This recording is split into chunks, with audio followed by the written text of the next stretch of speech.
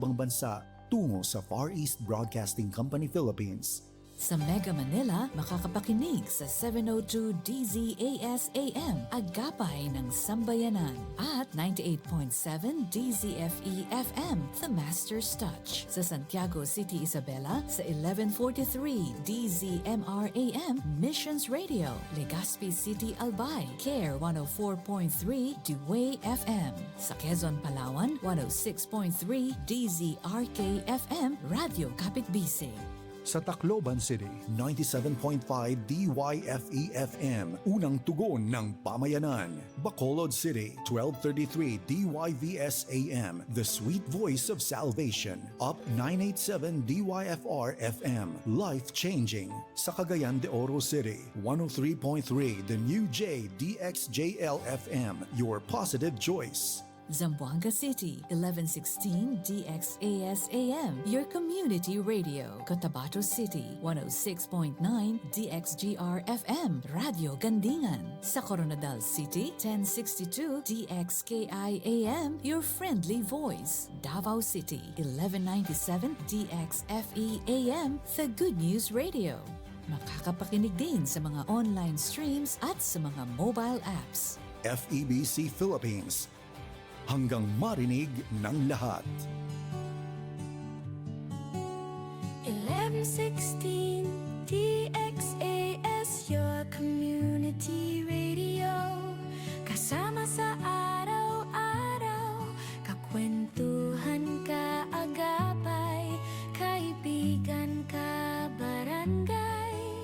Ito ang radyo mo.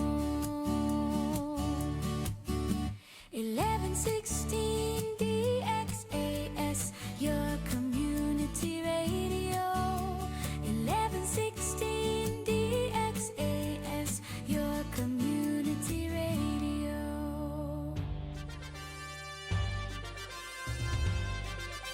This is your community radio, 1116 DXAS, communicating Christ in our world.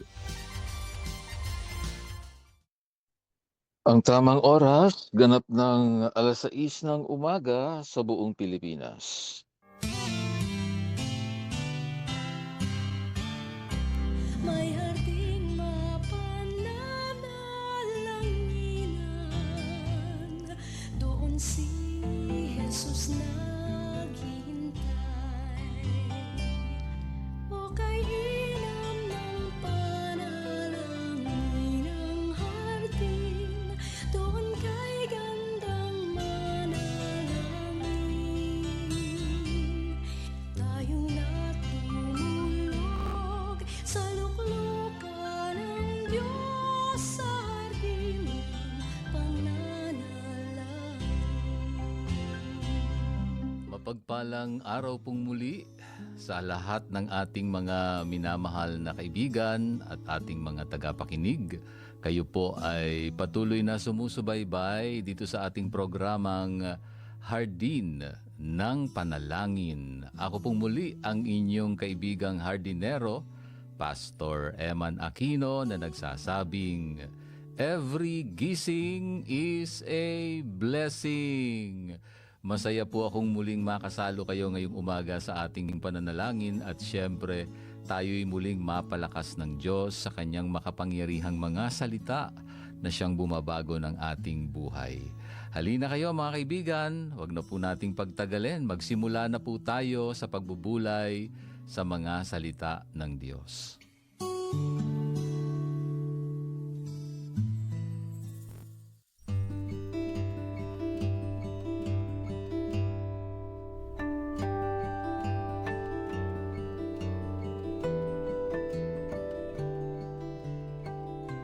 Isang mapagpalang oras sa inyong lahat mga ka-HNP. Narito muli tayo sa ating hardin ng panalangin. Ngayon ay ika-10 araw na ng ating paglalakbay dito sa ating serye. Kumusta ang iyong pakiramdam? Pagod ka na ba?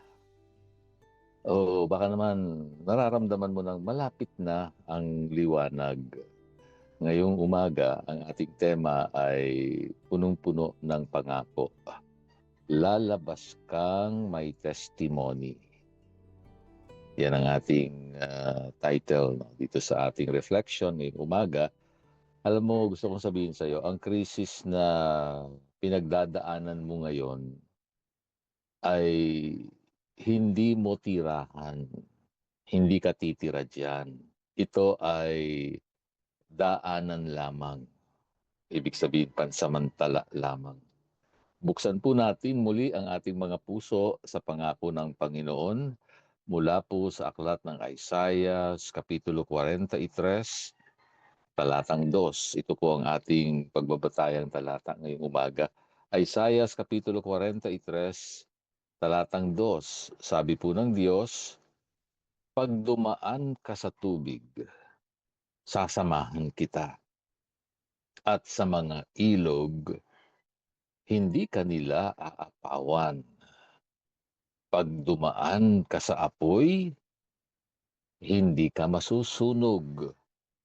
At ang liyab ay hindi ka tutupukin.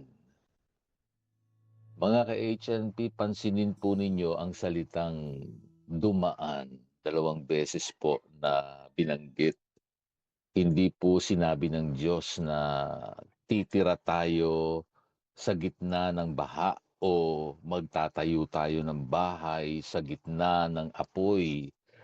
Well, of course, paglalarawan po ito, ano, ang tubig at apoy ay mga passageway, daanan lamang. Ibig sabihin, hindi naman tayo tatagal diyan. Right? Hindi po tayo yun bang parang mag yun bang maninirahan o mananatili sa lugar na yan. Ibig sabihin, may kabilang dako na pupuntahan, may exit point no, na pupuntahan. Hindi ka diyan mananatili kasi hindi ang layunin ng Diyos sa krisis ay manatili ka lang diyan, hindi po. Halimbawa, nasa tunnel tayo ngayon. No? Isipin mo na ikaw ay nasa loob ng isang mahabang tunnel. Madilim siyempre, masikip, at parang walang katapusan yung dilim. Pero habang naglalakad ka, alam mong ang tunnel ay ginawa para ikonekta ka sa kabilang panig o kabilang dako ng bundok, di ba? Ibig sabihin, hindi ka titira sa loob ng tunnel. Walang ganon. Lumalagos ka lang dito, dumadaan ka lang dito. Ganyan ang krisis mo ngayon, ano man ang pinagdadaanan mo ngayon, kaya nga sinasabi natin pinagdadaanan di ba? Ibig sabihin, hindi ka tumitira diyan, pinagdadaanan mo lang.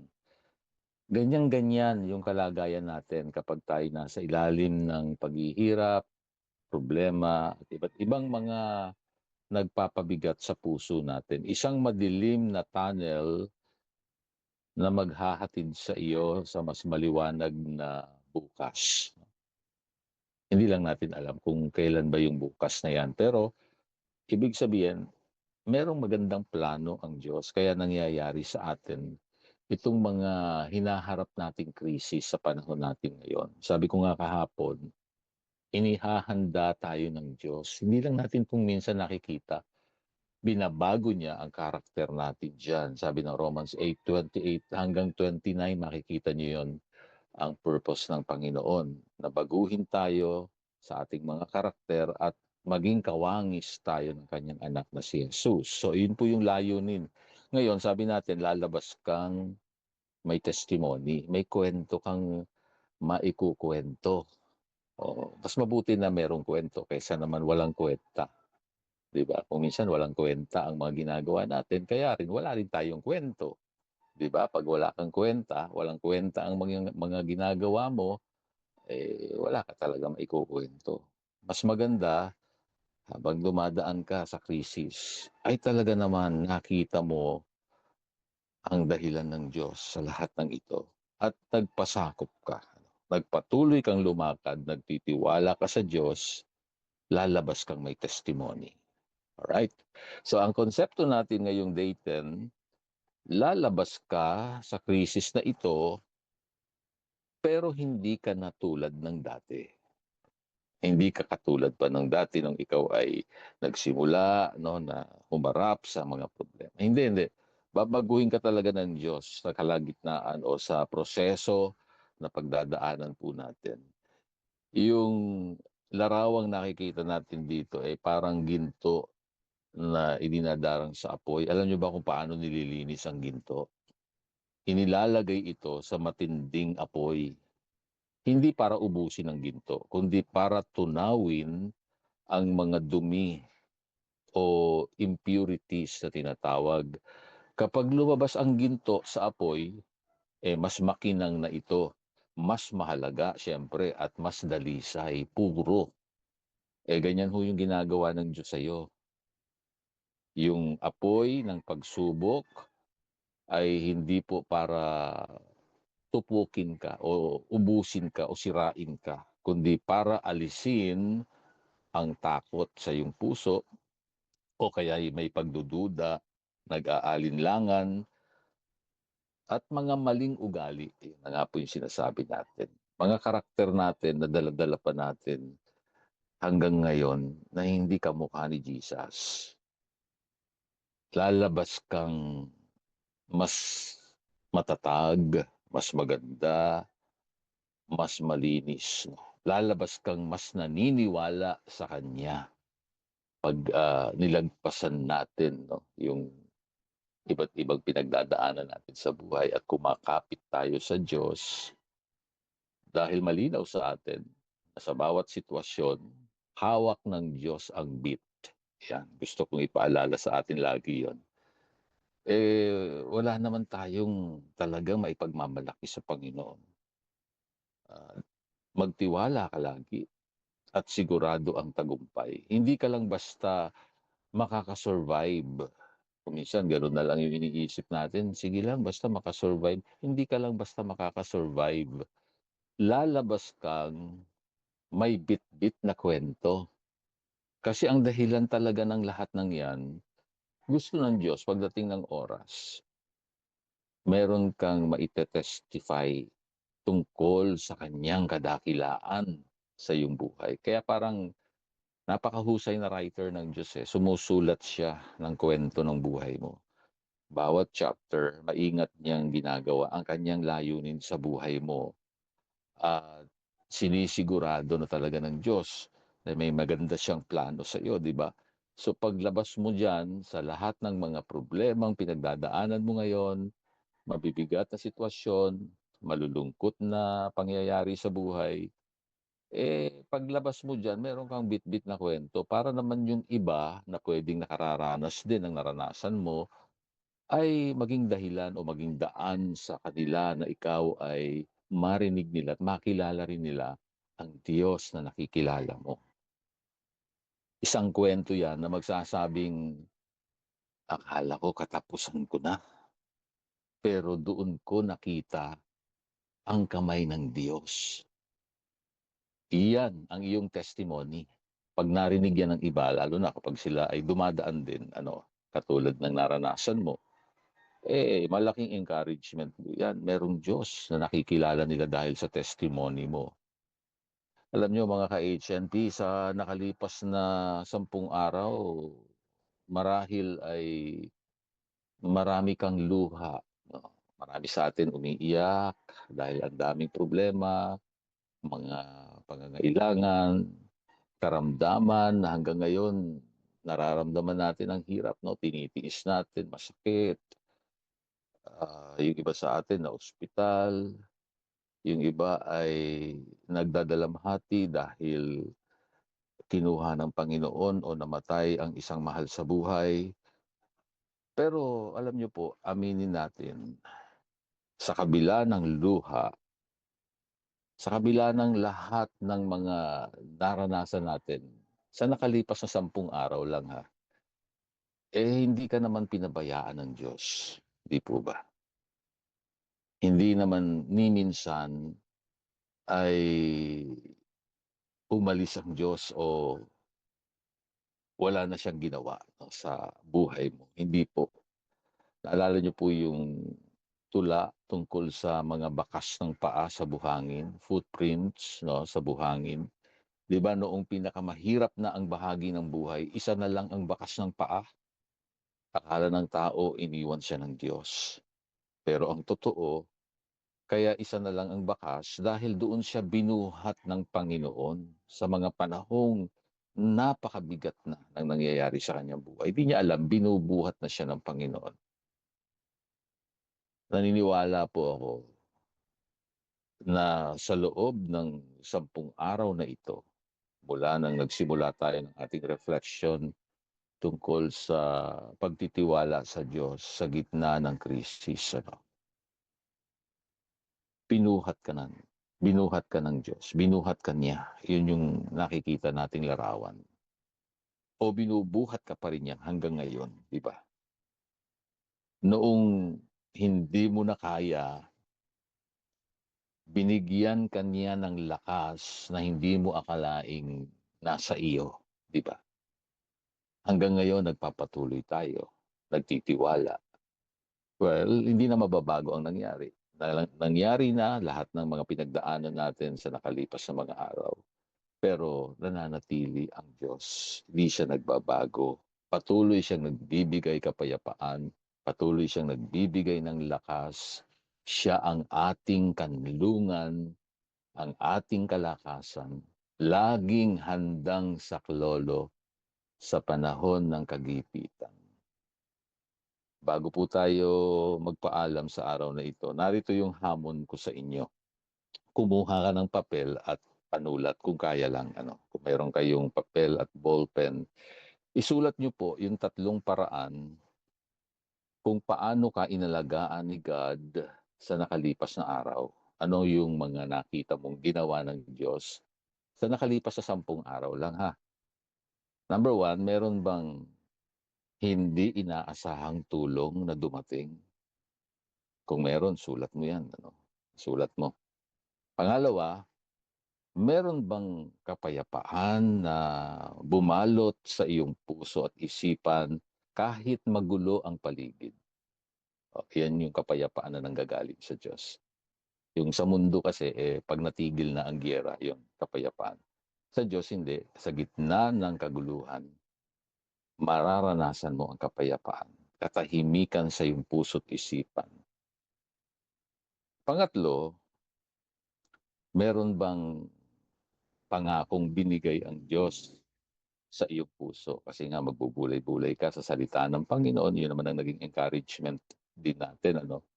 Ang ating kalakasan ay ang salita ng Diyos. So meron ba siyang mga pangakong binigay sa iyo? Sulat mo po.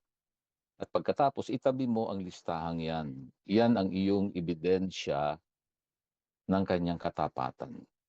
Kapag muli kang nakaramdam ng takot, basahin mo ulit ito at basahin mo at sabihin, ginawa niya noon, gagawin niya uli ngayon.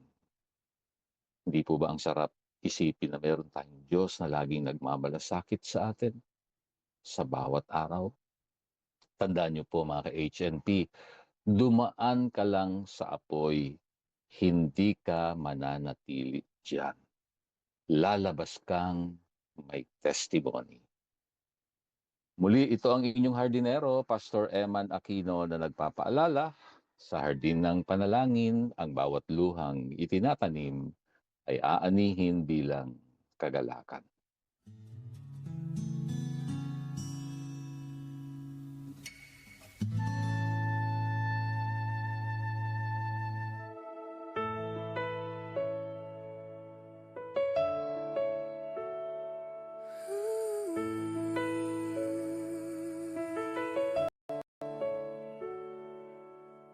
Magandang umaga, O Panginoon naming dakila, purihin ang ngalan mo magpakailanman.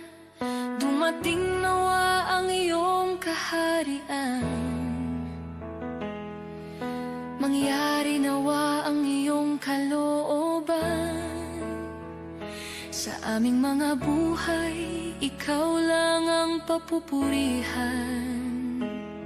Sa iyo kami umaasa, sa lahat ng aming kailangan. Sa mga tukso kami ay tulungang lumayo. Sa sa mga kasalanan, kami ay patawarin. At patawarin namin ang nagkasala sa amin. Sa araw-araw ay ikaw lang ang susundin. O Ama namin, narito ang aming dalangin. Kami ay iyong dinggin, kami ay katagpuin sa hardin ng panalangin.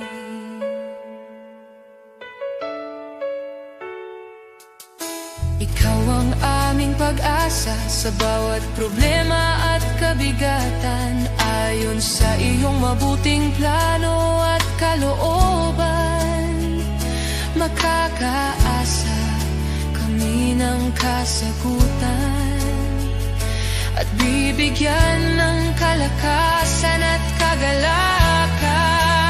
O Ama namin, narito ang aming dalangin.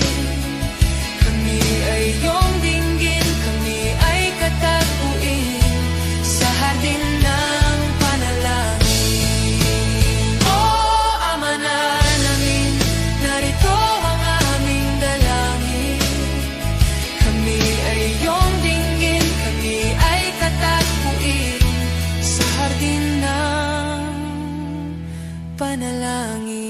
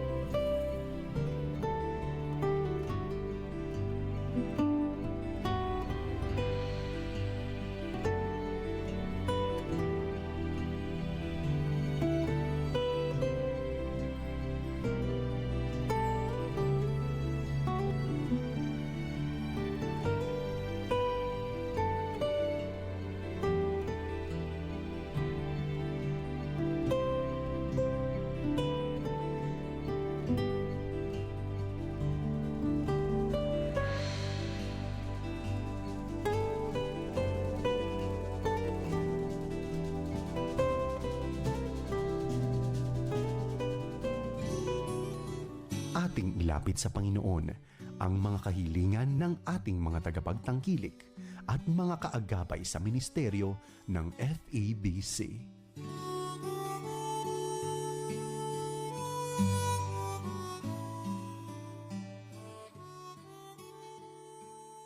Kayo'y patuloy na nakikinig dito sa ating Himpilang 1116 DXAS, your community radio. At dito sa ating programang Hardin ng Panalangin, ang inyong mga kahilingan ay dinadala po natin sa Panginoon. Tayo po'y sama-samang lumapit sa Diyos, tayo ay manalangin.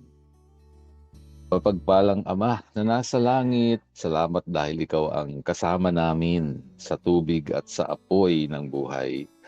Salamat hindi mo kami hinayaang lamunin ng aming mga problema at baka kami maubos na. Ngayon, tinataas po namin ang aming mga kamay. Naniniwala po kami na malapit na kaming lumabas or mayroon kayong kwentong isinusulat at sa paglabas namin sa tunnel na ito ay lalabas kaming may testimony. At paglabas namin, ang dala namin ay hindi amoy ng usok, kundi ang samyo ng iyong pagmamahal, ang mabango mong presensya sa aming buhay makikita. Ang aming pag-uugali ay nabago at talagang mas lalo pa kaming naging matatag sa aming pananampalataya at talagang laging handang sumunod sa kalooban po ninyo, Panginoon. Salamat po sa bawat isang aming mga kasama ngayong umaga tunay na hindi mo po sila pinababayaan sa kanilang kalagayan. Si Ate Gloria de la Cruz, kasama ng kanyang mga anak, si Gilbert, si Gary, si Gladys, si Gail, at maging si Grace sa kanyang araw-araw na pagtatrabaho at pag-aalaga kay Nanay Gloria. Ikaw ang nagpapalakas. Salamat po sa kalinga mo sa bawat isa, at dalangin kong patuloy ka nilang makatagpo, lalo na ng Bonyog family. Ikaw ang Diyos sa kanilang buhay, malungkot man ang pangyayari sa pagpanaw ng Easter ni Ate Agnes. Salamat na ikaw pa rin ang Diyos sa buhay ng pamilyang ito. Kinuha mo man si Kuya Rudy, pero alam ko po, hindi mo sila pinababayaan sa panahong ito ng kanilang buhay. Lalo nyo pong ipadarama sa pamilya na ikaw ang Diyos sa kanilang buhay. Kailanman hindi ka magbabago. At maganda rin pong paalala sa aming lahat na talagang pansamantala lang naman ang buhay sa mundong ito. Nawa po ay patuloy naming makita ang layunin mo sa aming mga buhay. Pagdating ng panahon, lahat kami ay haharap sa iyo. Dalangin kong mapuno kami ng ganitong pag-asa sa pamamagitan ni Jesus. Talagang naniniwala po kami na isang araw babalik si Jesus. At lahat ng mga sumasampalataya sa Kanya ay iyong titipunin at kukunin mo, Panginoon. Salamat po na maging ngayong umaga ay pinagagaling mo si Jiho Pelaez. Miraculous healing ang aming kahilingan. Bigyan mo siya ng paningin, Panginoon, sa pangalan ni Jesus. Pagpalain mo rin ang 2 araw na retreat ng mga estudyante sa Victorian School. Makatagpo ka nila sa lahat ng mga activities. Gabay mo sa mga facilitators, sa mga speakers. Lord, pinagkakatiwala po namin sa inyo ang gawaing ito. Katagpuin niyo po ang bawat isang mga kabataang ito na makakilala po nila si Jesus bilang Panginoon at tagapagligtas. Salamat din po, Panginoon, sa pangangalaga niyo po sa pamilyang Avino. Salamat, Panginoon, na ikaw ang Diyos na pwede pagkatiwalaan ni Kuya Tisoy at maging Ate Glenn. Salamat, Panginoon, yung kalinga mo, pag-aalaga niyo po, lalo na dito kay Lobelia Bagayana, sa iba't ibang mga karamdaman, si Gianna Narvaez, si Mina Albunag, Arthur Buendia, si Juliet Timogan, si Maria Teresa Morelos, Danny Morelos, si Ate Mavic, Nanay Ching, Randy Delgado, si Willie Barte, Matthew Saldea, si Cecilia Avino, at si Nona Belen. Lord, itinataas namin sa inyo kanilang kalagayan, kasama si Honey Ruiz at si Hazel. Salamat kay Lauren, kay Lucas. Patuloy naming idinadalangin, Lord. Ikaw ang magbibigay ng mabuting kalusugan sa kanila. Tinataas ko rin ngayong umaga si Raquela Shoko. Ikaw po ang Diyos sa kanyang buhay. Ingatan mo siyang patuloy, Ama. Hayaan mong sa mga panahong ito, sa gitna ng krisis, ikaw pa rin ang Diyos na magiging sentro ng kanyang atensyon. Ingatan mo ang mga kababayan naming nandyan sa lugar ng Bahrain. Lord, ikaw po ang aming Diyos. Lalo na yung mga nasa Middle East, na malapit doon sa lugar ng giyera sa Iran. Dalangin namin, Panginoon, ikaw po ang Diyos na pwede namin pagkatiwalaan sa mga ganitong panahon. At nawa ay ingatan mo ang aming mga kababayan. At nawa po ay patuloy na ang kalooban mo ang siyang mangyayari. Ikaw ang Diyos sa buhay po ni Ate Remishi, ni Tideng Mangundayaw, kay Ate Baby Adriano at sa buong pamilya, kay Joel Galvez. Salamat, Panginoon, kay Nanay Zenny. Ikaw ang Diyos. Samahan niyo po sila, si Ate Feli, Kuya Boy, sa Espiritu Family. Maraming pong salamat. Si Imelda Ebrio, tinataas ko po. Si Roslyn Di Guzman, dalangin ko ang favorable results ng kanyang mga lab exam. Ikaw ang Diyos na nagbibigay ng lakas sa bawat isa. Purihin po kayo. Ang lahat ng ito ay aming dalangin sa matamis na ngalan lamang ni Jesus. Amen.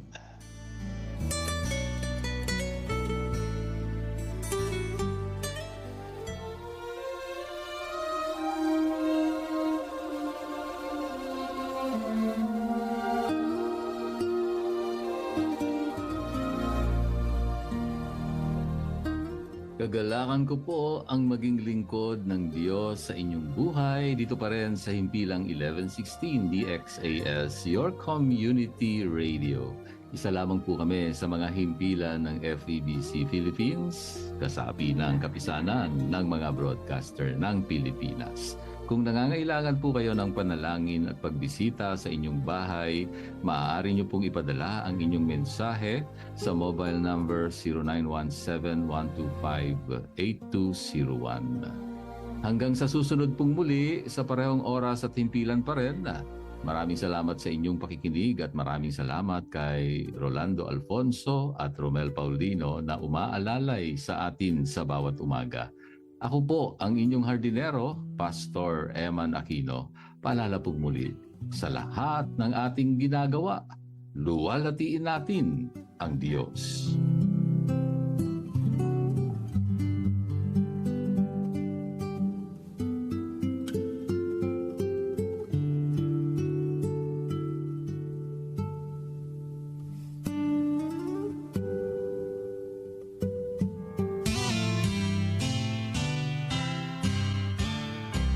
May harding mapananalanginan, doon si Jesus naghihintay. O kay inam ng panalangin ang hardin, doon kay gandang manalangin. Tayong natulog sa luklukan ng Diyos sa hardin ng pananalangin. O kay sarap ng lumapit sa banal niyang harapan, at ang ganap na pag-ibig ay ating makakamtan. Ilan ang pangako niyang kalooban.